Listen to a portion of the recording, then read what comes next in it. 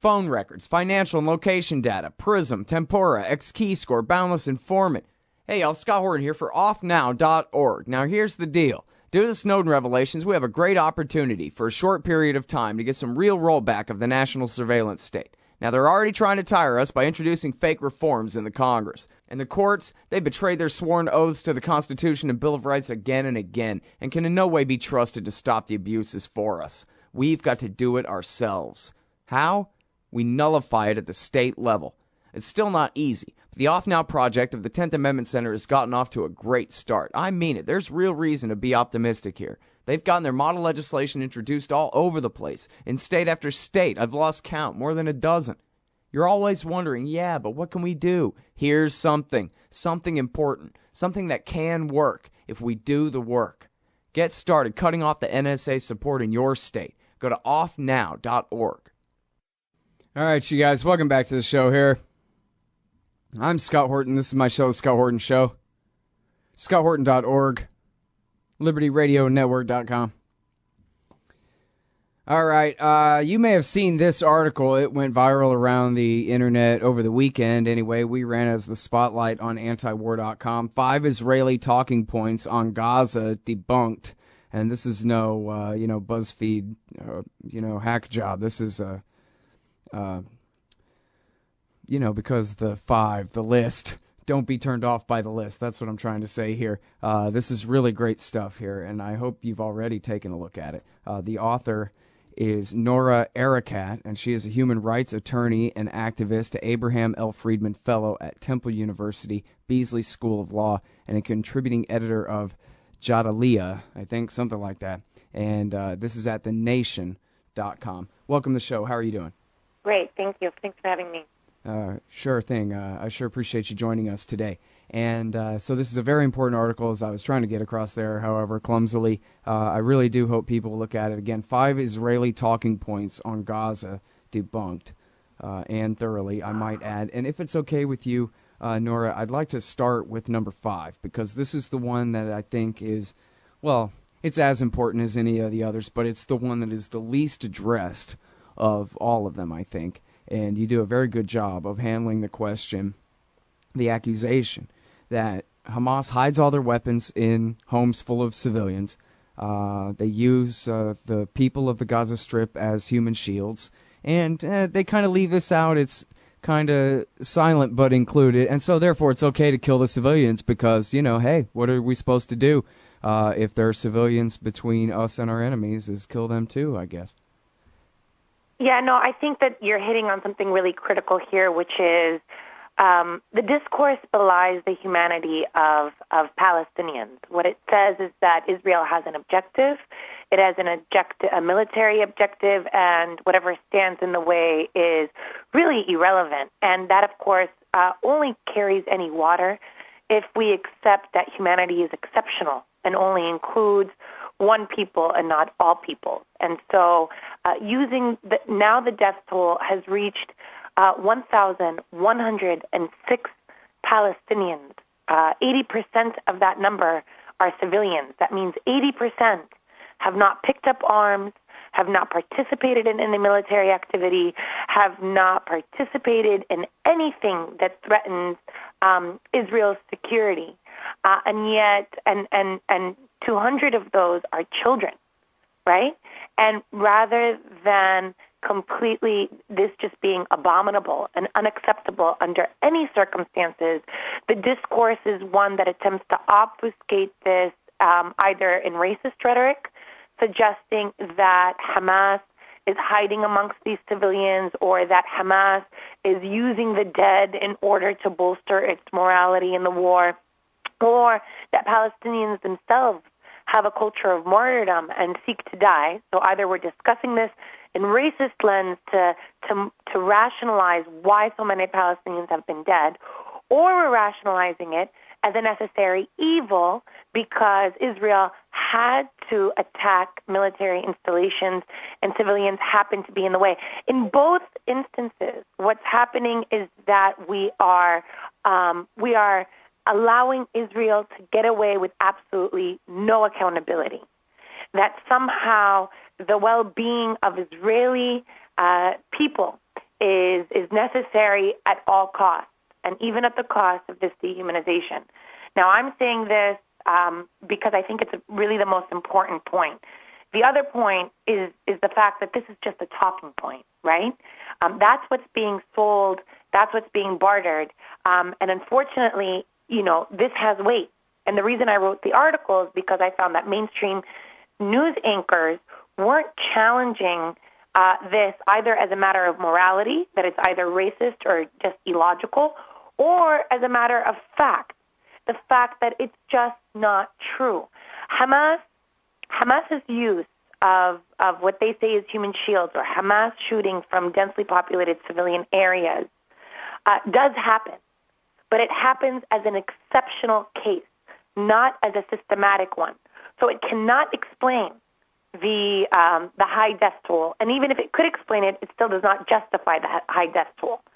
But reports by Human Rights Watch, Amnesty International, Physicians for Human Rights Israel, Breaking the Silence, a group of Israeli soldiers, as well as 2 UN reports in 1996 and another UN report in 2009, have all demonstrated that Israel targets civilians and that Hamas did not use civilians as human shields.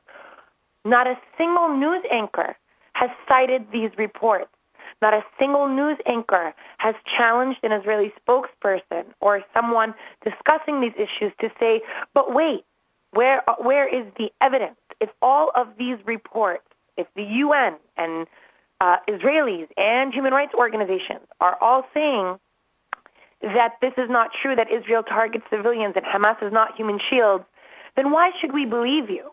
And the only response that they're able to give is that because the Israeli army can show you pictures. But if you look at that, we are asked to believe an Israeli military force that is meting out destruction above everybody else in the international community. And this has not caused any kind of panic. I mean, it should cause panic, but it's not even causing alarm or pause. Well, what pictures have they even listeners. released? The only pictures I've seen released by the Israelis are cartoons that just show, look, this is what a house with a Hamas and a kid and some weapons would look like if we lived in Simpsons land or something. No, and this is what makes it even more difficult to digest, that what the Israeli army is producing wouldn't withstand judicial scrutiny. It only withstands public scrutiny because there are enough people that want to believe it.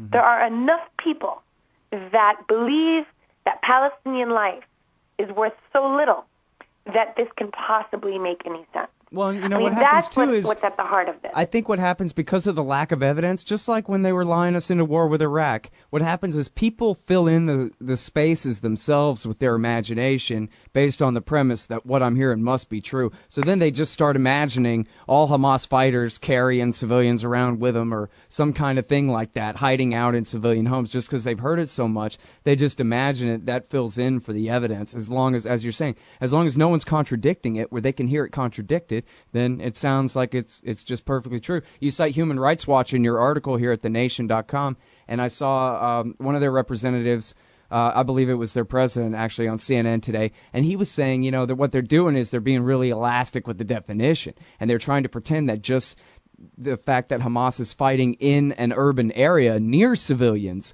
means that somehow they're using those civilians as shields. But that's just not true. And when it comes to any specific use of human shields and the actual definition of that term, there's no evidence of it whatsoever. As you point out, there is, in fact, evidence in the past of the Israelis tying Palestinians to the hoods of their trucks, literally using them as human shields. That's the only evidence we have of this at all in this entire conflict, going back a couple years, but still. No, I mean, I'm really, happy to hear that there was some challenge of this. But what's happened and what's happened systematically is that there is a devaluation of Palestinian life. And the way that it functions in the U.S., the reason we don't even get to a discussion of, no one's asking, why would Hamas continue to shoot ineffective rockets that cause no military harm, right?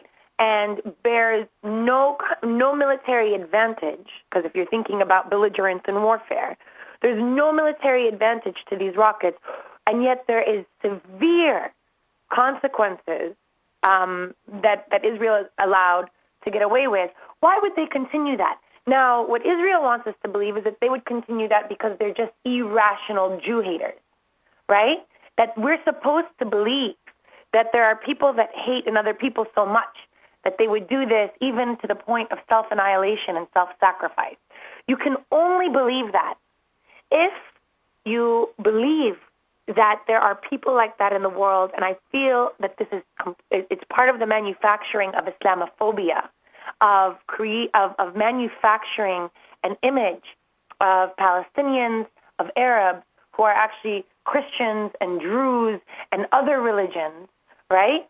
But manufacturing them first all as Muslims, and then manufacturing all Muslims as irrational and as hell-bent on death and destruction and a clash of civilizations, which is not true. What we're missing is the context that Israel is occupying the Palestinian people and has been colonizing their lands and colonizing their lives since 1948 and created a refugee population of 6.6 million and has created a situation under military occupation and apartheid where Palestinians do not have horizons of actually fulfilling their life. They are not allowed to govern themselves, nor are they allowed basic freedoms like the freedom of mobility, the freedom of earning a livelihood, the freedom of an education, the freedom of work, the freedom of living with your family in stability. All of that has been denied to Palestinians systematically for decades. For decades. And in the Gaza Strip, we're seeing its worst form because not only are they denied that, but the Gaza Strip has also been subject to an 8-year brutal siege that has impoverished the population to the point where 80% of the Palestinian population, we're talking about nearly 2 million people, 80% of them survive on food aid from humanitarian agencies just to survive. Not because they can't work, not because they don't want to, but because Israel has sealed the waters so that fishermen cannot fish. They've sealed the land borders so that Palestinians cannot travel for work. They've made the agricultural land into military buffer zones so that they cannot farm their land. They've prevented them from engaging in any kind of trade of import and export. The World Health Organization says that the Gaza Strip will be unlivable by the year 2020. That means in 6 years, Israel would have made the Gaza Strip an entirely barren land. It would have turned it into Mars, where human survival is impossible. And so why then, under these circumstances, would a people shoot these indiscriminate rockets at this high personal cost to themselves? Why aren't we asking that question? Because what it looks like is they have nothing left to lose. Does that mean that I think they should be doing it? No, but I'm at a loss of what they should be doing. Yeah. Well, what should they be doing? I've been reading quotes from regular civilians there in Gaza who are saying that they support, and this, you could have written the script, it's predictable enough, that they're against the ceasefire on current terms. They would rather keep fighting, and if ceasefire means going back to the status quo and the siege, something has to give here. It's a living death. I've seen that a few times. I guess that's a talking point going around. But as you describe it, it's true, and it sure makes sense that this is, if it was a scam for how do you get the average schmo in Gaza to go ahead and end up supporting Hamas and violence, you do this. So that's exactly how to do it. Make them helpless and hopeless. Misses the point. That also misses the point that Hamas is a political party with a militant wing. And Hamas was only created in 1987. But Israel has been occupying the Gaza Strip since 1967. There was no Hamas for 20 years. And even after Hamas came into power, it wasn't as powerful as Yasser Arafat and Fatah and Abu Mazen, these Palestinian leaders of Fatah. And Israel has called them no partners for peace. They have not been interested, and they've always created a Palestinian boogeyman to avoid the main issue. Once Hamas emerged as actually the best boogeyman, they've now abandoned that. But even Palestinian president in the West Bank, who has been the most compliant Palestinian leader and has even coordinated with Israel's security to protect the settlers against Palestinians and to protect the occupation against Palestinians rather than to protect the Palestinians from occupation, there's no state either, and there are no rockets. And so we should be asking ourselves, what is actually going on? If the violence is the problem, then why has peace and the security coordination and the most compliant Palestinian regime also been able to achieve nothing according to Israel? Why has Netanyahu said there will never be a two-state solution, even though Palestinians have cooperated and bent over backwards? And so the problem is with our news cycle is that rather than addressing these questions, we're lazily relying on racist assumptions. We're lazily pointing to the spectacle rather than dealing with the root causes. To actually, if we're interested in a viable solution, that's what we would be doing. Mm-hmm. All right, now I know you're in a hurry, but then again, you sound like you like talking about this stuff. Can I ask you one more thing, or do you have to go? You can ask me one more thing, but I do have to go, so it'll be a quick answer. Okay, so as quickly as you can, I was hoping you could address point number 2 in your article here. Again, it's 5 Israeli talking points on Gaza debunked at thenation.com. Israel pulled out of Gaza in 2005. Now, without getting entirely into the Gaza bombshell article by David Rose and the attempted coup and all that, I was hoping that, because this just makes it take too long and too complicated, but I was hoping you could somehow fill in the gap. There's a very prominent Israeli talking point, of course, that, look, we withdrew from Gaza, and then, yeah, it's under siege now, but that's only because after we withdrew, paradise wasn't good enough for evil Hamas, and they just started launching rockets at us for no good reason. That was why we had to put them under the siege. So I was wondering if you could... Palestinians have never enjoyed a day of self-rule. They withdrew their settlers from Gaza. They withdrew 8,000 settlers and the military that protected them from the Gaza Strip, which is and only yet there wasn't a real full-scale siege square. for a couple of years, right? So No, what about but that meantime? What when about there was the election? This is what I'm saying. They maintained control of the electromagnetic sphere, of the airspace, of the naval space, of the entries and the exits, of the population registry. They maintained the ability to reinvade at any time. Under international law, occupation does not require a military presence. It requires a military capability and the ability to exercise effective control. Even before the siege, Israel maintained that effective control, and Palestinians never governed themselves. Mm-hmm. The siege was imposed in January 2006. That is, between the time of Hamas's parliamentary victory and the siege was not even a few months. And in that interim, there was Israel maintained its effective control and its occupation. Palestinians have never governed themselves. That is an absolute talking point, and it is meant to obfuscate this reality.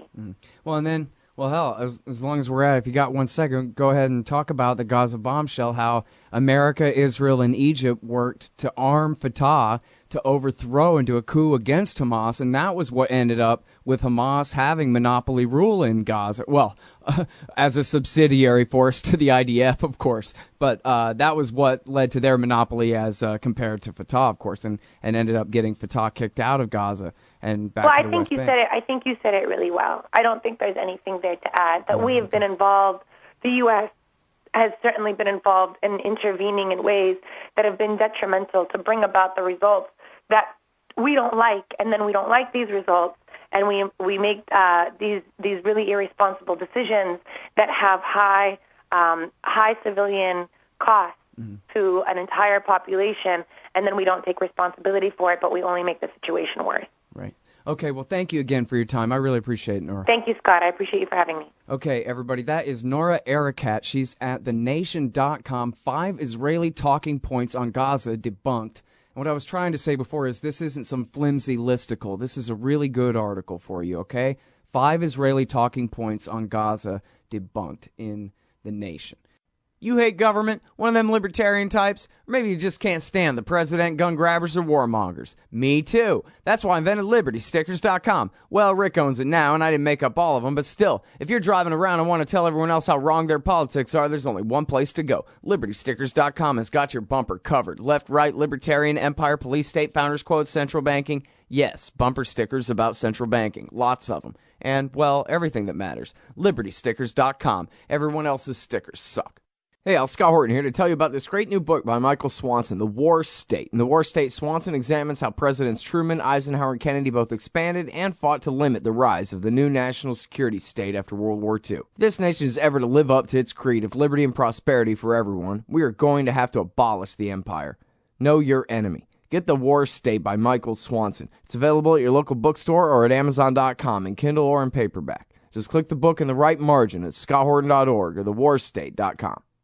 Hey, Scott here. If you're like me, you need coffee. Lots of it. And you probably prefer it tastes good, too. Well, let me tell you about Darren's Coffee Company at darrenscoffee.com. Darren Marion is a natural entrepreneur who decided to leave his corporate job and strike out on his own, making great coffee. And Darren's Coffee is now delivering right to your door. Darren gets his beans direct from farmers around the world. All specialty, premium grade with no filler. Hey, the man just wants everyone to have a chance to taste this great coffee. Darren's Coffee. Order now at darrenscoffee.com. Use promo code SCOTT and save $2. darrenscoffee.com.